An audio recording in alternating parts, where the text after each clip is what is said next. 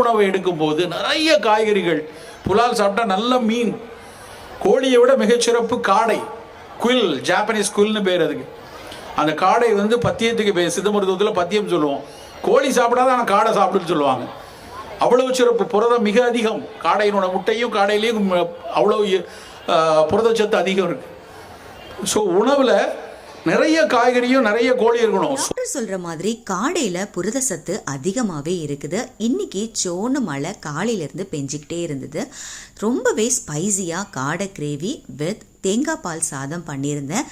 ரெண்டுத்துக்கும் காம்பினேஷன் அப்படி இருந்துச்சு.